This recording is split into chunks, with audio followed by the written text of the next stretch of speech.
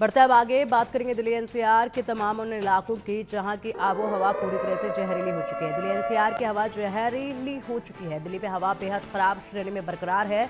कई इलाकों में AQI 400 के पार पहुंच चुका है। लोगों को सांस लेने में अब दिक्कतें हो रही हैं। आनंद विहार में AQI 408 दर्ज किया गया है। बवाना में AQI 409 है। और वहीं अगर बात की जाए मुंडका की तो 401 यहाँ पर AQI है। शादीपुर में 401 AQI बना हुआ है।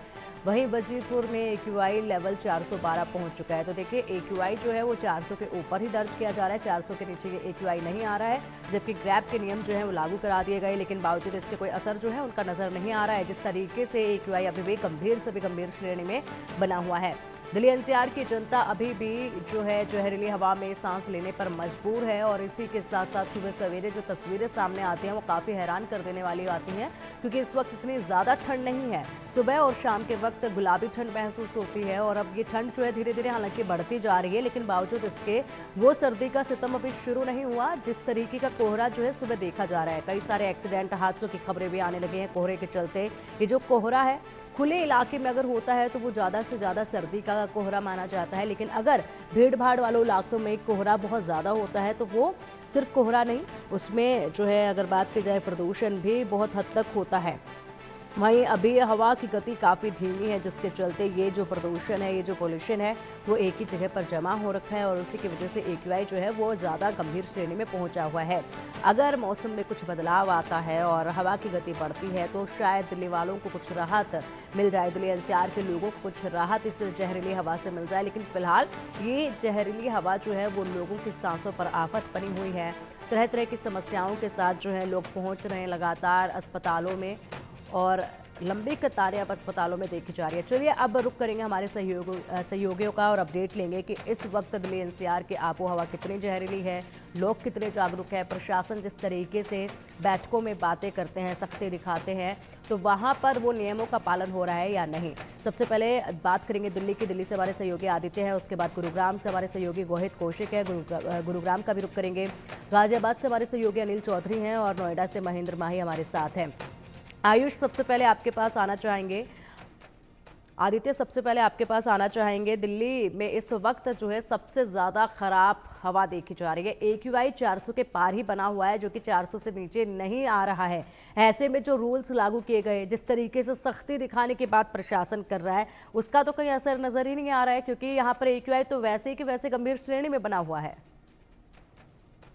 जी बिल्कुल, आपने सही कहा कि जिस तरीके से वादे किए गए थे, दावे किए गए थे कि ठंड के आने से पहले ही जो एक्शन प्लान होता है वो तैयार किया जाएगा और उसके बाद कार्रवाई की जाएगी, उस तरीके से दिखता होता हुआ दिखाई नहीं दे रहा है। इसको लेकर के जो सुप्रीम कोर्ट है उसने भी फटकार लगाई थी इस बात को लेकर के कि पहले क्यों नहीं किया गया, या आप किसी का वेट कर रहे थे ग्रैप के जो नियम है उसको नियमबद्ध तरीके से लगाए जाएं।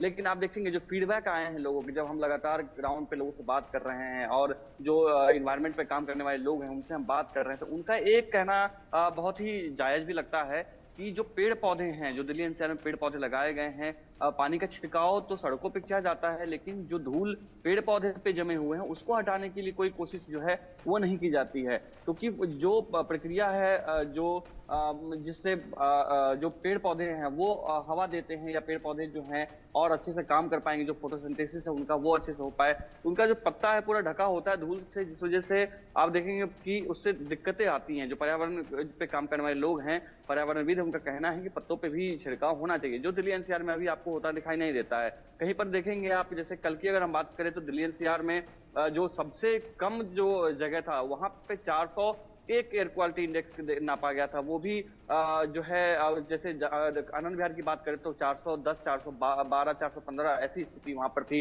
जहांगीरपुरी की बात करें तो जहांगीरपुरी में सबसे ज्यादा 432 देखी गई थी, आम मापी गई थी। अभी जो है जो लगभग अभी भी आज की अगर अभी बात करें, दिन की बात करें तो अभी भी स्थिति जो है 10 की 10 बनी हुई है। आनंद विहार में अभी सबसे ज्यादा मापा गया है, जहांगीरपुरी में सबसे मापा गया, पंजाबी बाग का जो इलाका है उस क्षेत्र में सबसे ज्यादा एयर क्वालिटी इंडेक्स मापा गया है। इससे आम लोगों को काफी दिक्कतें हो रही हैं। यहाँ तक कि जो दिल्ली के RML अस्पताल है, राम मनोहर लोहिया अस्पताल, उसमें एक अलग OPD तैयार किया गया है जिसमें सिर्फ पॉल्यूशन से रिलेटेड जो बीमारी से परेशान लोग आते हैं वो आते हैं।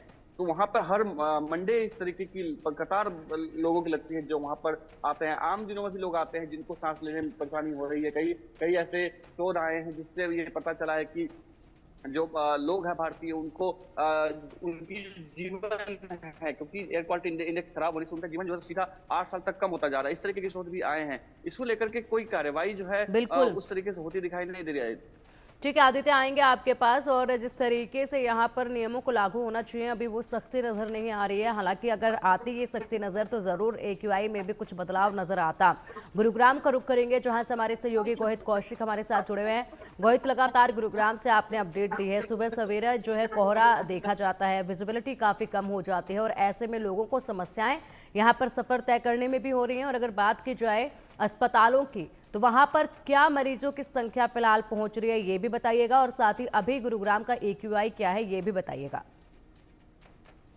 बात करें गुरुग्राम की, तो गुरुग्राम में कहीं ना कहीं अभी बदलाव देखने को मिला है। जो AQI लेवल है वो 400 के आंकड़े से नीचे आता हुआ दिखाई दिया है। आज AQI लेवल 376 जो है वो दर्ज किया गया है। वहीं PM 2.5 की बात करें तो PM 2.5 जो है वो 200 के आंकड़े को पार कर रहा है और PM 10 जो है वो 190 के आंकड़े को पार कर रहा है। तो कहीं ना कहीं अभी जो प्रदूषण में लोगों को हल्की सी राहत मिली है, पर लेकिन अब भी प्रदूषण का जो स्तर है वो खतरनाक श्रेणी में बरकरार है। हालांकि नगर निगम और जो जिला प्रशासन है उनके प्रयासों के बाद लगातार जो ग्रैब 4 के नियमों का जो उल्लंघन कर रहे थे उनके चालान काटे गए, जिसके बाद कहीं ना कहीं अभी थोड़ी सी सख्ती गुरुग्राम में बढ़ती जा रही है, जिसके बाद कहीं ना कहीं प्रदूषण से लोगों को थोड़ी सी राहत मिल रही है। लेकिन अभी बात करें तो वो खतरनाक श्रेणी में बरकरार है और जिसकी वजह से गुरुग्राम के सिविल हॉस्पिटल में लगातार जो है मरीजों की संख्या बढ़ती हुई नजर आ रही है। 2000 से ज्यादा मरीज रोजाना OPD में पहुंच रहे हैं, क्योंकि मौसम में भी बदलाव है तो लोगों को फ्लू की भी दिक्कत हो रही है। साथ ही प्रदूषण से लोगों को सांस लेने में प्रॉब्लम हो रही है और आंखों में जलन की शिकायत लोगों को देखी जा रही है, खांसी की शिकायत लोगों को देखी जा रही है। तो लगातार जो है सिविल हॉस्पिटल में मरीजों की संख्या बढ़ती हुई गुरुग्राम में नजर आ रही है। और इसका मुख्य कारण अभी जो प्रदूषण है वो खतरनाक श्रेणी में है, जिसकी वजह से जो मरीज हैं वो ज्यादा से ज्यादा बीमार हो रहे हैं। और ये जो प्रदूषण है ये उन लोगों के लिए ज्यादा खतरनाक है जो हाई BP के पेशेंट्स हैं, जिनको अस्थमा है, जो सांस से रिलेटेड बीमारियों से जूझ रहे हैं, उन लोगों के लिए बहुत ही खतरनाक माना जाता है। हालांकि अभी इस वक्त जिला प्रशासन अपनी तरफ से प्रयास करता हुआ नजर आ रहा है, उन प्रयासों का असर कहीं ना कहीं देखने को मिल रहा है। पर अगर जिला प्रशासन ये प्रयास जब कई महीनों से लोग इस पॉल्यूशन से जूझ रहे हैं, पहले से इन प्रयासों को अगर शुरू कर देता तो ये नौबत इस वक्त गुरुग्राम शहर को देखनी नहीं पड़ती। गुरुग्राम के लोग एक अच्छी हवा में सांस ले पाते। पर कहीं ना कहीं प्रशासन इन चीजों को लागू करने में लेट हुआ है, जिसकी वजह से अब तक जो मरीजों की संख्या है वो भी बढ़ती हुई नजर आई है और जो लोग हैं उनको भी परेशानी का सामना करना पड़ा है। हालांकि इस वक्त गुरुग्राम में जो लोग हैं, जो नियम है उनका पालन पूरी तरीके से हो रहा है। लाखों के चालान अब तक नगर निगम के द्वारा काटे गए हैं और DTP जो है डिस्ट्रिक्ट टाउन प्लानिंग डिपार्टमेंट है वो भी लगातार कंस्ट्रक्शन पर चालान काटता हुआ नजर आ रहा है। ठीक है गोहित, आएंगे आपके पास। एक बार रुक कर लेते हैं गाजियाबाद का। गाजियाबाद से हमारे सहयोगी अनिल चौधरी हमारे साथ जुड़े हुए हैं।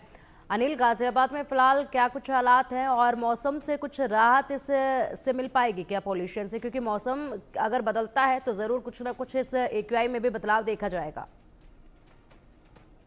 देखिए, गाजियाबाद में बीती रात से थोड़ी सी राहत आप कह सकते हैं, क्योंकि AQI जो 500 के पास पहुंच रहा था वो घटकर 376 फिलहाल का दर्ज किया गया है वसुंधरा का, और 274 जो है अन्य इलाकों का दर्ज किया जा रहा है। तो कहीं ना कहीं आप राहत भी कह सकते हैं।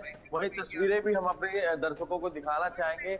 कोहरा भी छट गया है कहीं ना कहीं। जो बीते 2 दिन पहले जो हालात बने थे गाजियाबाद में, कहीं ना कहीं ब्रेक सा लोगों की जिंदगी में लग गया था। तो अब कहीं ना कहीं जैसे ही बीती रात से कुदरत की मेहर इसको कह सकते हैं, हवाएं तेज चली और उसके बाद से जो कोहरा है और पॉल्यूशन में दोनों में राहत आज देखी गई है। तो आप देखेंगे थोड़ा सा तस्वीरें जो है आज भी जो है साफ दिखाई दे रही हैं। पर बात ये है कि आखिरकार अधिकारी कर क्या रहे हैं, क्योंकि अभी भी जो पोल्यूशन का स्तर है खतरनाक स्थिति में बना हुआ है। तो आखिरकार जो AQI है उस पर किस तरीके का ध्यान जो है दिया जा रहा है। ग्रैब 4 के नियम दिल्ली NCR में पहले से लागू हैं और ऐसे में टीम गठित की गई थी गाजियाबाद के जिला अधिकारी द्वारा, और ये भी देखा गया था आखिरकार कहां पर ज्यादा पोल्यूशन फैलाया जा रहा है उनको चिन्हित किया जाए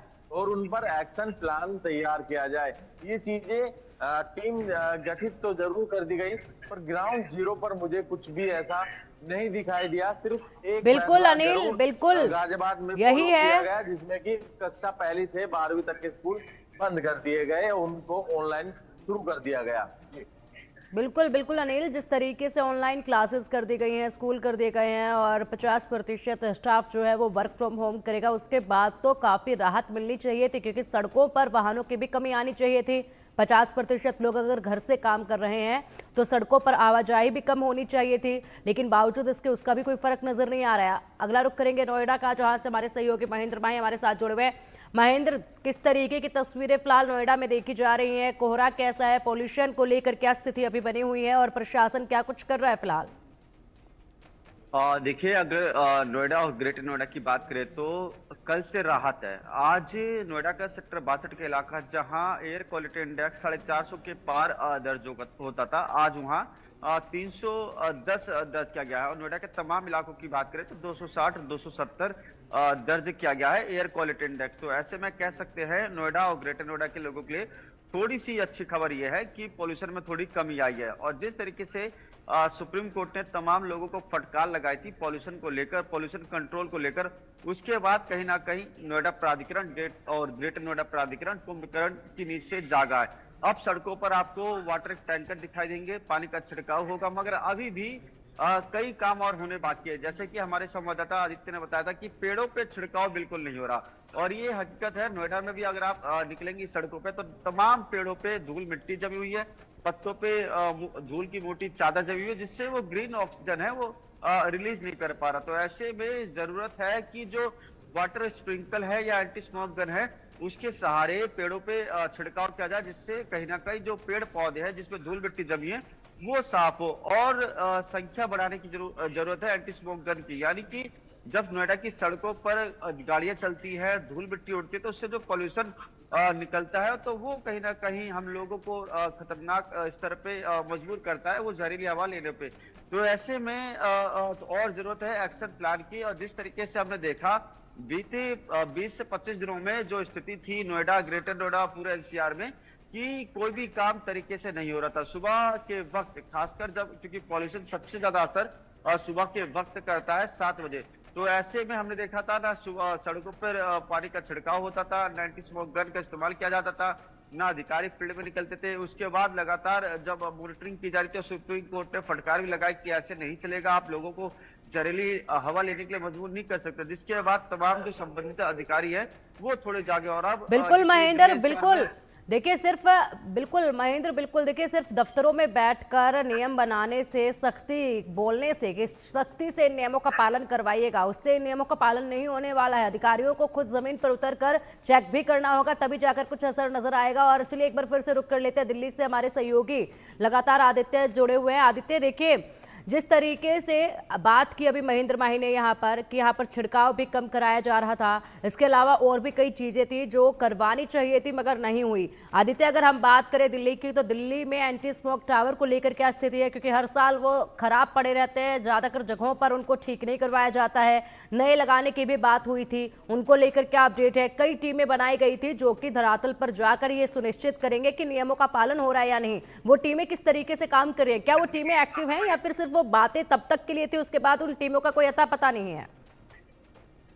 जी पिंकी, आप जब दिल्ली की सड़कों पे घूमेंगे तो आपको एक चीज जरूर दिखाई देता है, कहीं कहीं किसी इलाकों में वाटर स्प्रिंकलर्स जरूर दिखाई देते हैं। तो वाटर स्प्रिंकलर्स लोग चलते तो आ रहे हैं, लेकिन एक चीज और समझ में आती है कि आम लोगों में जो जागरूकता की कमी है उसकी वजह से भी पॉल्यूशन में नियंत्रण करना थोड़ा कठिन होता जा रहा है। जैसे आपने पूछा स्मोक टावर जो एयर प्यूरिफायर लगाए जाते हैं, तो आईआईटी दिल्ली ने पहले ही इसको खारिज कर दिया है कि जो स्मोक टावर लगाए जाते हैं दिल्ली के, वो या कहीं पर भी वो उतने कारगर नहीं होते, वो ऐसे ही होते हैं कि एक दिखावे टाइप का हो जाता है। जिस तरीके से आप नोएडा में देखेंगे, महेंद्र माही जिस क्षेत्र से बात कर रहे हैं, नोएडा में एक स्मोक टावर लगाया गया था इस सीएसआर के माध्यम से, लेकिन 1 साल के बाद में ही उसको उखाड़ के फिर दोबारा वापस लेके चला जाया गया। इससे साफ है कि उससे किसी तरह कोई असर नहीं दिखता। यहाँ तक कि जो आतिशी हैं दिल्ली के मुख्यमंत्री, इन्होंने इस बात को स्वीकार किया है कि ये जो टावर्स हैं, ये टावर्स किसी भी रूप से कारगर साबित नहीं हुए। एक मीडिया चैनल में इंटरव्यू देते हुए इस बात को स्वीकार किया है। कई बार उन्होंने इस बात को कहा भी, उनसे पूछा गया कि